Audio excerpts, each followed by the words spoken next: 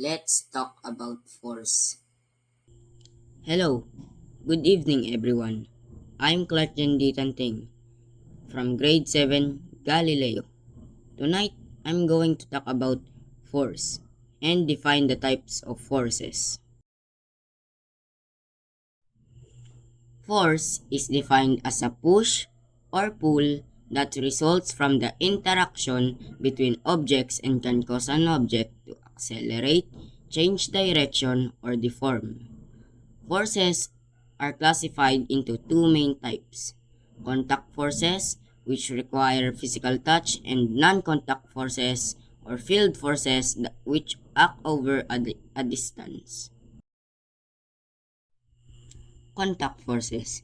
These forces occur when two interacting objects are in direct physical contact. Frictional force.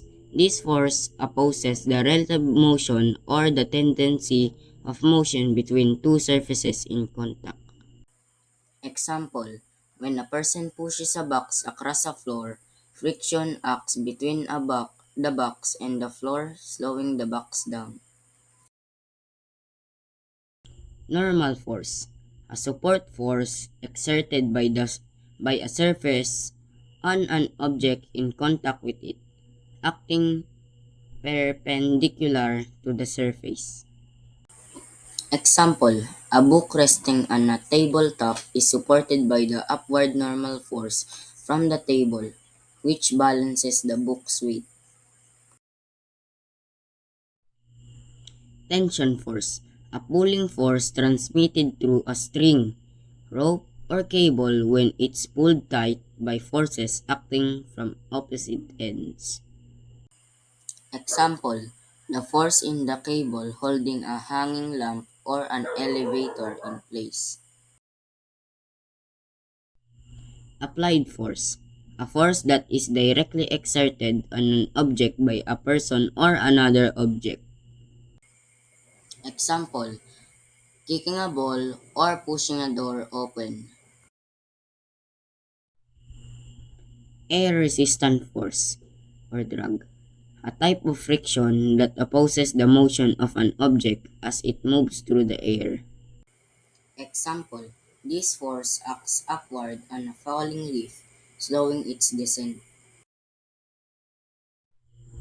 Non-contact forces. These forces act on objects without requiring physical contact between them. They are often described in terms of fields or gravitational, electric, or magnetic fields that surround the objects.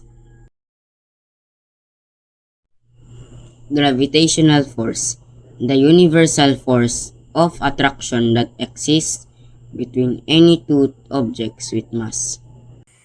Example, an apple falling from a tree to the ground is pulled by the Earth's gravity.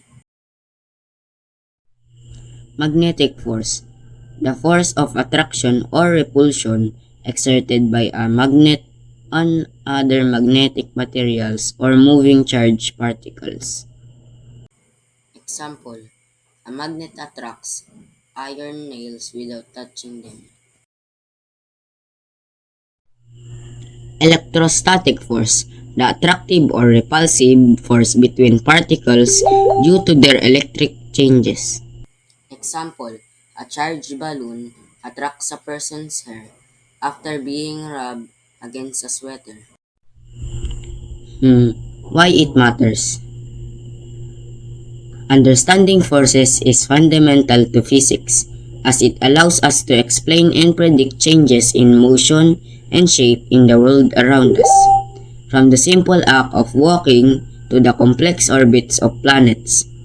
These principles were first formalized by Sir Isaac Newton and form the basics of classical mechanics, which is used in everyday engineering and technology.